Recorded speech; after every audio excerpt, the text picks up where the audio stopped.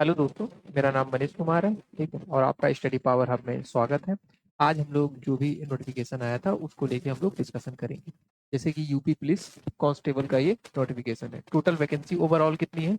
32,679। ठीक है, total vacancy जो आई है वो अच्छी मात्रा में वैकेंसी है। 32,679 हमारे क्या है वैकेंसीज आई हुई है। ठीक है, स्टार्ट जो हम लोगों का ऑनलाइन फॉर्म है। ठीक है, ये स्टार्ट की इसकी डेट क्या है? 31 दिसंबर 2025। ठीक, और इसकी लास्ट डेट क्या है हमारे? 30 जनवरी।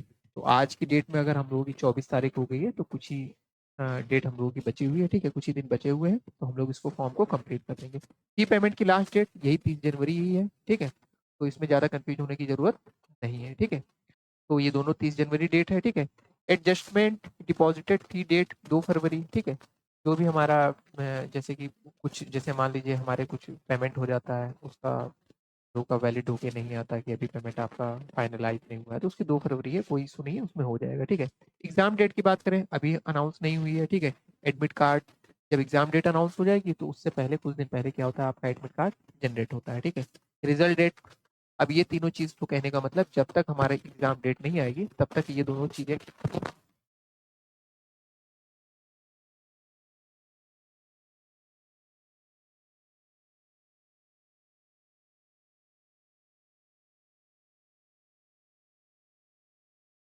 ठीक है, ये दोनों चीजें क्या है, इसी पे डिपेंडेंट है, एडमिट कार्ड और रिजल्ट डेट। ठीक, candidate advise to confirm from the UP police official website. ठीक है, ये सब चीज़ें क्या है, आप अगर कंफर्म करना चाहें तो यूपी पुलिस की ऑफिशियल वेबसाइट है, उस पर आप क्या कर सकते हैं, कंफर्म कर सकते हैं। ठीक है, आगे हम लोग बात करेंगे जैसे कि जनरल और ओबीसी। जनरल, ईडब्ल्यूएस और ओबीसी, इसकी फीस कितनी है? तो आपकी 500 रुपये आपको पेमेंट करना होगा ऑनलाइन मोड से। ठीक है, इसके बाद एससी एसटी की फीस आपकी कितनी है? 400। ठीक है, तो जनरल, ईडब्ल्यूएस और ओबीसी की फीस आपकी 500 है, और इसकी एससी और एसटी की फीस आपकी 400 है। पेमेंट मोड हम लोग किस किस माध्यम से हम लोग पेमेंट कर सकते हैं, तो इसमें बात करें तो हम लोग डेबिट कार्ड से पेमेंट कर सकते हैं अगर किसी के पास हो तो, या अपने गार्जियन का या भाई का किसी का भी आप उसके माध्यम से कर सकते हैं। क्रेडिट कार्ड के माध्यम से कर सकते हैं।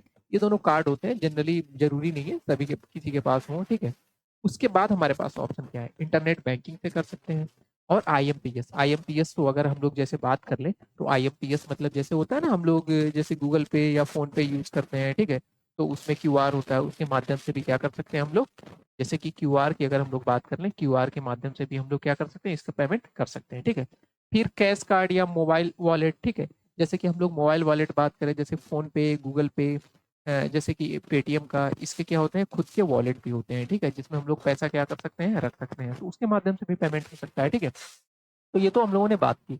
जैसे कि हम लोगों की स्टार्ट डेट क्या है ऑनलाइन फॉर्म की? 31 दिसंबर 2025, और लास्ट डेट कब है इसकी? 30 जनवरी 2026। ठीक है, फी पेमेंट की बात करें, ये दोनों डेट हमारी 2 फरवरी तक मान लीजिए। ठीक, हम लोगों को मेनली क्या है, ये दोनों डेट याद रखनी है। ठीक है, 31 दिसंबर से 30 जनवरी तक आपका फॉर्म क्या हो जाना चाहिए, फिल हो जाना चाहिए।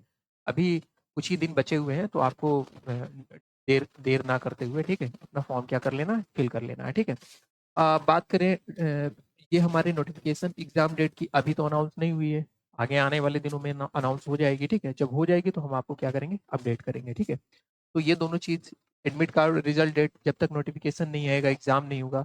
ठीक है, एग्जाम के समय आपके कुछ दिन पहले आपकी क्या आएगी, एडमिट कार्ड आएगा, उसके जब एग्जाम फाइनल हो जाएगा तो उसके बाद क्या आएगा, आपका रिजल्ट आएगा। तो ये आने वाले दिनों में जब भी क्या आ जाता है, आपकी एग्जाम डेट आ जाती है तो आगे की चीजें उस पर डिपेंड करेंगी। ठीक है, फीस की अगर हम लोगों ने बात कर ली थी 500 400। ठीक है, आपकी 500 किसके लिए है, 400 किसके लिए है, और ऑनलाइन मोड हम लोगों का ट्रांजेक्शन कैसे हो जाएगा। ठीक है, आगे हम लोग बात करेंगे, आगे हम लोग बात करेंगे जैसे कि हम लोगों का क्या है, क्यूआर जनरल मतलब, ठीक है, ओबीसी और एससी, एससी और एसटी के लिए हम लोगों को अगर बात करें, क्यूआर ओबीसी और एससी के लिए हाइट का कितना हमारा 168 सेंटीमीटर हमारी क्या होनी चाहिए, हाइट होनी चाहिए। ठीक है, और चेस्ट कितना होना चाहिए आपका? चेस्ट होना चाहिए 79 टू 84 सेंटीमीटर, मतलब कम से कम 79, और ज़्यादा से ज़्यादा आपका क्या मतलब कि ज़्यादा तो कोई दिक्कत नहीं है, 79 से 84 के बीच में कम से कम आपका होना चाहिए मिनिमम। ठीक है, आप बात कर ले एसटी के लिए, एसटी के लिए क्राइटेरिया क्या है, हाइट एसटी के लिए 160 सेंटीमीटर, और चेस्ट कितना है, 77 से 82 सेंटीमीटर। ठीक है, ये दोनों चीज ध्यान रखेंगे। यहाँ तो हम लोगों ने मेल की बात कर ली, मेल में किसकी बात कर ली, जनरल, ओबीसी और एसटी की। ठीक है, और एसटी की।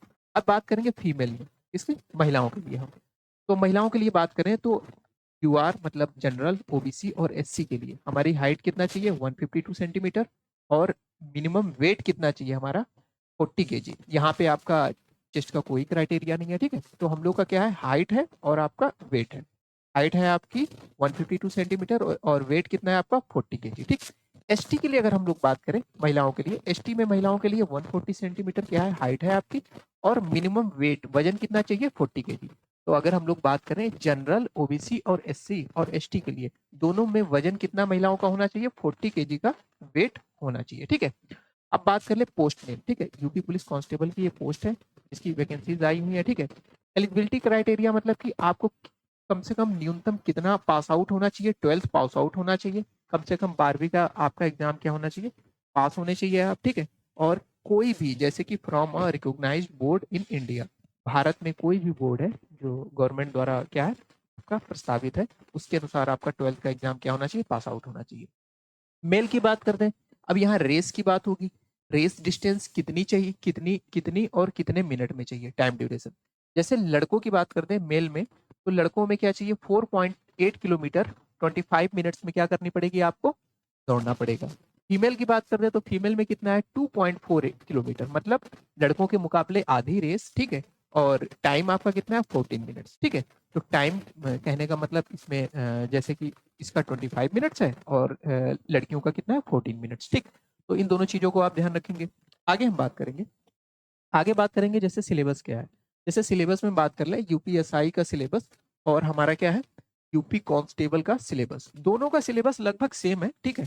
और अगर हम लोग बात कर लें जैसे सिलेबस सेम है उसके बावजूद भी हमारा क्या है, जैसे कि अगर हमें सिलेबस थोड़ा सा माइनर डिफरेंट लगता है, अब जैसे दोनों में क्वेश्चन जो पूछे जाते हैं उनका लेवल में क्या होता है, हल्का सा डिफरेंस होता है। जैसे एसआई में थोड़ा सा अपर लेवल क्वेश्चन पूछे जाते हैं सेम टॉपिक से, और जो कांस्टेबल में है उसी टॉपिक से थोड़ा सा क्वेश्चन का लेवल क्या होता है, हल्का सा डाउन होता है, ठीक है। तो अगर हम लोग एसआई की बात कर लेंगे, एसआई में हम लोगों का कौन से सिलेबस में फर्स्ट टॉपिक क्या है आपका, संख्या प्रणाली, जिसे नंबर सिस्टम भी कहते हैं। क्या कहते हैं आपका, नंबर सिस्टम, ठीक। दूसरा क्या है सिंप्लीफिकेशन, सरलीकरण, सरलीकरण को हम लोग क्या कहते हैं, सिंप्लीफिकेशन, क्या कहते हैं, सिंप्लीफिकेशन, ठीक है। तो हम लोग ये ध्यान रखेंगे। उसके बाद क्या है एलसीएम एचसीएफ है, फिर डेसिमल दशमलव, फिर क्या है आपका भिन्न है, ठीक है, भिन्न है जिसे फ्रैक्शन कहते हैं। लाभ हानि है, प्रॉफिट एंड लॉस, प्रतिशत है, परसेंटेज, समयकार है, टाइम एंड वर्क, ब्याज है आपका क्या है इंटरेस्ट, ठीक है। अनुपात समानुपात क्या है आपका रेशियो एंड प्रोपोर्शन, ठीक। क्षेत्र मिति क्या है आपकी, क्षेत्र मिति, क्षेत्र मिति में बात कर देंगे हम लोगों का तो क्या है मेंसुरेशन है, ठीक है। तो ये कुछ टॉपिक्स हैं जो हम लोगों को मैथ में यूपीएसआई के दौरान पढ़ने होंगे, ठीक है। अगर हम लोग बात कर लें यूपी कांस्टेबल में कौन सी हम लोगों के चैप्टर्स पूछे जाते हैं, तो लगभग सेम ही चैप्टर होते हैं। चैप्टर्स क्या होते हैं आपके, सेम ही चैप्टर होते हैं, ठीक है। अगर हम लोग चैप्टर्स की बात कर लेंगे तो चैप्टर में बात कर लें यूपी कांस्टेबल में नंबर सिस्टम जैसे हमारा यहाँ पे है वैसे ही यहाँ पे है, ठीक है। उसके बाद क्या है प्रतिशत, ठीक है। तो प्रतिशत भी हमारा क्या है, परसेंटेज यहाँ पे भी है और परसेंटेज हमारा क्या है, यहाँ पे भी हमारा परसेंटेज है, ठीक है।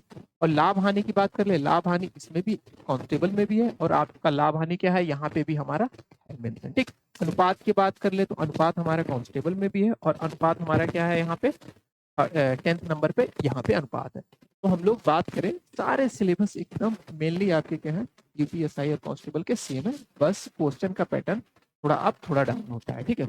समय कार्य, टाइम एंड वर्क, डिस्टेंस, दूरी, ठीक है। दूरी वाले वही क्वेश्चन आ जाते हैं आपके रेलवे, ठीक है, रेल वाले, ठीक है। उसके बाद औसत, एवरेज, साधारण ब्याज, ठीक है, सिंपल इंटरेस्ट, चक्रवृद्धि ब्याज, कंपाउंड इंटरेस्ट, ठीक है, कैलेंडर, ठीक। उसके बाद घड़ी, ठीक है। तो अगर हम लोग बात कर लें टोटल हमारे टॉपिक करीब 10 टॉपिक, और इसको अगर हम लोग अलग कर लेते हैं तो 11 टॉपिक हम लोगों के पूछे जाएंगे। तो आने वाले दिनों में हम लोग क्या करेंगे इसको जैसे कि पैटर्न स्टार्ट से करते हुए फर्स्ट टॉपिक से बेसिक मैथ, ठीक है, उसके बाद number system, percentage, profit and loss, ऐसे करके हम लोग क्या करेंगे चैप्टर्स हम लोग क्या करेंगे पढ़ेंगे, ठीक है। तो आपको निश्चिंत रहना है, इन चीज़ों को ध्यान रखना है, और सबसे पहली चीज़ आपको सबसे पहला काम करना है, आपको फॉर्म फिलअप करना है, ठीक है, और समय से पहले करना है। नहीं तो क्या होता है लास्ट डेज में क्या होती है आपकी साइट बहुत ज़्यादा बिजी हो जाती है, ठीक है। तो आप लोग निश्चिंत रहें, ध्यान रखें, ठीक है, और फॉर्म को फिल करके हम लोग आगे की तैयारी आगे वाले दिनों में हम लोग करेंगे, ठीक है।